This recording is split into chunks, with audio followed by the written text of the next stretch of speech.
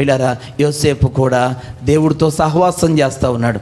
తన దైనందిన జీవితంలో అనుక్షణము కన్నీరే, అనుక్షణము కష్టమే, అనుక్షణము కళ్ళలోంచి కన్నీరు వచ్చే పరిస్థితులే. ఎందుకనంటే కన్నవారు దూరం అయిపోయారు, కన్న తల్లి లేదు, కన్న తండ్రి దూరం అయిపోయాడు. తోడబుట్టిన వారందరూ కూడా అతన్ని దూషించి హేళన చేసి అవమానపరిచారు. దిక్కుమాలిన వాడు చేసి ఒంటరిగా చేసి అతన్ని పంపిస్తూ ఉన్నారు. పిల్లరా, అలాంటి సమయంలో ఒక్కడు ఏమండి, ఎవరికైనా కానీ నేను ఒక్కడినే అనే విషయం మనసులోకి వస్తే ఎవరికన్నా దుఃఖం రాక మాందం. దేవునికి స్తోత్రం, హల్లెలూయా. కష్టంలో ఉన్నప్పుడు నేను ఒక్కడినే, నాకు చెప్పుకోవడానికి ఎవరు లేరు, నన్ను ఓదార్చేవారు ఎవరు లేరు అని అనగానే నేను ఒక దిక్కుమాలినోడిని, నేను ఒక దిక్కుమాలిన దాన్ని అని ఇంకెక్కడి నుంచి చాలా లోపలికి వెళ్ళిపోతూ ఉంటాం బాధపడుతూ. ఇంకెందుకు ఈ జీవితం అన్నట్లుగా వేదనకు గురైపోతూ ఉంటాం. ఎందుకనంటే ఒంటరితనం అనేదాన్ని మనం భరించలేం, సహించలేం. దేవునికి స్తోత్రం, హల్లెలూయా. కానీ యోసేపు మరి ఎలా సహించాడు, ఎలా భరించాడండి యోసేపు? పిల్లరా, యోసేపు ఒంటరితనాన్ని భరిస్తూ వచ్చాడు, ఒంటరితనాన్ని సహిస్తూ వచ్చాడు. ఎందుకనంటే యోసేపుకి దేవుడి గురించి తెలుసు, దేవుడు వాక్యం తెలుసు. హల్లెలూయా. తాను తప్పు చేసి శిక్ష తెచ్చుకోకూడదు అనుకున్నాడు. తాను పొరపాటు చేసి బాధలు కొని తెచ్చుకోవాలనుకునేది యోసేపు. యోసేపు తన జీవితంలో నేను పరిశుద్ధంగానే జీవించాలి, పవిత్రంగానే జీవించాలి, దేవునికి ఇష్టకరంగానే జీవించాలి, ఆయనకు లోబడే నేను ఉండాలి అనేటువంటి ఒక తీర్మానం, కమిట్మెంట్తో తన ముందు కొనసాగుతూ వచ్చాడు. భక్తుడైన కీర్తనకారుడు అన్నట్టు ఒక్కడు 1000 మంది అవుతాడని దేవుని వాక్యం చెప్తుంది. దేవునికి స్తోత్రం. ఒక్కడు ఎంతమంది అవుతారంట? 1000 మంది. పిల్లరా, ఒక్కడు 1000 మంది అవుతాడు అని ఒక్క దినము దేవుని మందిరంలో గడుపుట 1000 దినముల కంటే శ్రేష్టం. పిల్లరా, ఈ ఒక్కడు 1000 మంది అవుతాడు అని అంటే ఏమండి, యోసేపు నేను అనుకుంటాను ఒక్కడు కాదు, అతనితో ఎవరెవరు ఎంతమంది ఉన్నారు? 1000 మంది ఉన్నారు. హల్లెలూయా, హల్లెలూయా. సంసోను పిల్లరా, ఒక పచ్చి గాడిద దవడ ఎముకతో ఎంతమంది చంపాడు? ఒక్కడా 1000 మందా? ఒక్కడే ఎంతమందిని చంపాడండి? 1000 మందిని చంపేశాడు. పిల్లరా, అయితే ఈ ముందు చెప్పిన కీర్తనకారుడు చెప్పిన వాక్య ప్రకారంగా ఒక్కడు 1000 మంది అవుతాడు అంటే ఇతను ఒకడు 999 మంది దేవదూతలు. దేవునికి స్తోత్రం. 999 మంది దేవదూతలు, సంసోను ఒకడు, టోటల్ 1000 అన్నమాట అండి. వీళ్ళందరూ కలిసి ఎంతమంది చంపేశారు? ఇంతకీ సంసోను ఎంతమందిని చంపాడు? సంసోను ఎంతమందిని చంపాడు రియల్గా? నేను చెప్పిన మాట, బైబిల్లో ఉన్న విషయాలు ఆధారం చేసుకొని నేను మాట్లాడుతూ ఉన్నాను. సంసోను ఒక్కడనే చంపాడు. 999 మంది దేవదూతలు ఇంకో 999 మందిని చంపితే టోటల్ 1000. క్రెడిట్ అంతా సంసోను ఒక్కడికే. దేవునికి స్తోత్రం. ఎందుకనంటే నేను ఒక్కడిని కాదు అనే కాన్సెప్ట్తో ఉన్నాడు. హల్లెలూయా. యోసేపు కూడా నేను ఒక్కడిని కాదు.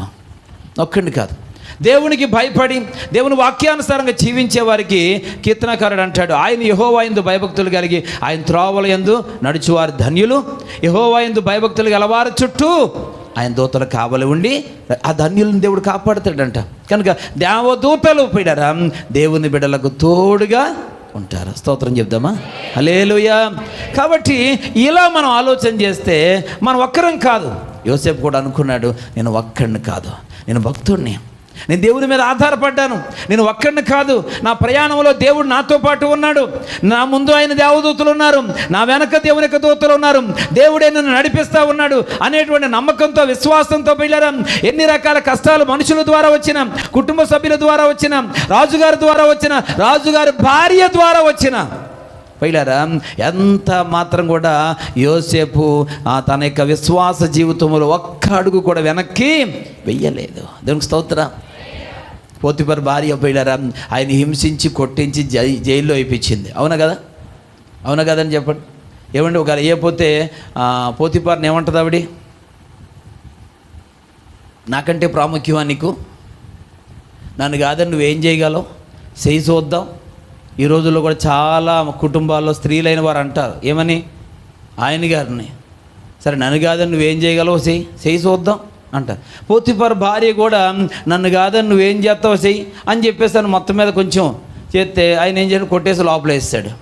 కొంతకాలం తర్వాత అతనికి పిల్లరా ఆ యొక్క దర్శనం వచ్చినప్పుడు, కళ వచ్చినప్పుడు, ఆ కళలో దాని భావం చెప్పాల్సి వస్తే యోసేపే చెప్పాల్సి వచ్చింది.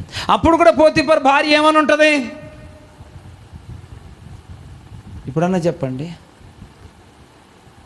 నువ్వు ఆయన్ని తీసుకొచ్చి మళ్ళీ అందులో ఎక్కిస్తానంటే నాకు మరీ తలదించుకున్నట్టు ఉంటుంది, తల కొట్టేసినట్టు ఉంటుంది.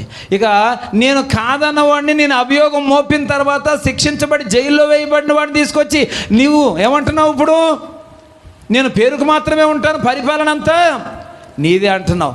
అతనికి సర్వాధికారం ఇచ్చేసి అతన్ని పరిపాలకుడిగా చేస్తే ఇంతకీ నీ భార్యగా నేను నా తలక ఎక్కడెట్టుకోవాలి? నేను ఏ విధంగా తలదించుకోవాల్సిన పరిస్థితి? అలా కుదరదు అని ఉంటుందేమో అని నేను అనుకుంటున్నాను. దేవునికి స్తోత్రం, హల్లెలూయా పిల్లరా. కానీ అన్న ఉపయోగం లేదు. ఎందుకంటే దేవుడు యోసేపుని ఆశీర్వదించాలనుకున్నాడు. దేవునికి స్తోత్రం. దేవుడు పిల్లరా యోసేపు పడిన కష్టాలకు తగిన ప్రతిఫలం ఇవ్వాలనుకున్నాడు కనుక దాన్ని ఎవరు ఆపలేరు. ఆ సమయంలో పిల్లరా అతడు భార్యనైనా విడిచిపెడతాడు, భార్య మాటన్నా కాదంటాడు, కానీ దేవుడు యోసేపుకి ఇచ్చిన ఆశీర్వాదాన్ని అడ్డుకోలేడు. హల్లెలూయా. దేవునికి వాక్యం వింటున్న సంగమా, దేవుడు దృష్టిలో మనం యోగ్యమైన వారిగా మార్చబడాలి. ఈ లోకంలో కావాలని కొన్ని కష్టాలు కొని తెచ్చుకొని, కొన్ని నిందలు కొని తెచ్చుకొని పిల్లరా మనము వాటిని బట్టి నలిగిపోవడం అనేది దేవుని బిడ్డలకు ఎంత మాత్రము తగదు అని హితవు పలుకుతూ ఉన్నాను. ఈరోజు పిల్లరా క్రైస్తవ సమాజంలో దేవుడిచ్చిన సమయాన్నంతటినీ కొంతమంది వీటి కొరకే ప్రార్థన చేస్తూ ఉన్నారు. దేవా వాళ్ళు దూషించారయ్యా, వాళ్ళు తిట్టారు తండ్రి, నేనేం చేయాలి నాకు అర్థం కావట్లేదు, మనసు చాలా బాధగా ఉందయ్యా, నువ్వే కనికరించు తండ్రి. Time waste. ఆ ప్రార్థన దేవుడి దగ్గరికి వెళ్ళదు, దేవుడి దగ్గర నుంచి జవాబు ఏమీ రాదు. ఎందుకని? ఆ అవతల వారు అలా అనడానికి కారకుడు ఎవరు అని అంటే నీవే. నీవు నోరు సరిగా లేకపోవడంతో నీకు తిరిగి వచ్చినటువంటి ప్రతిఫలం అది. దానికి దేవుడు ఏం చేస్తాడు? వీళ్ళని ఇలాగా చాలామంది స్వయం అపరాధం లేకపోతే సొంతంగా వారంతటా వారు చేసుకున్న దానికి వచ్చే ప్రతిఫలాన్ని ఈరోజు అనుభవిస్తూ ఉన్నారు చాలామంది. దేవుని వాక్యం వింటున్న వాళ్ళరా, మనం విజ్ఞత కలిగిన విశ్వాసులుగా, వాక్యం తెలిసిన దేవుని బిడ్డలుగా పిల్లలు మనం ఆలోచిస్తే దేవుడు మనకిచ్చిన సమయాన్ని ఈ లోక సంబంధమైన శ్రమలకు ముడిపెడుతూ దాన్ని కొరకు వాడకూడదు. దేవునికి స్తోత్రం, హల్లెలూయా.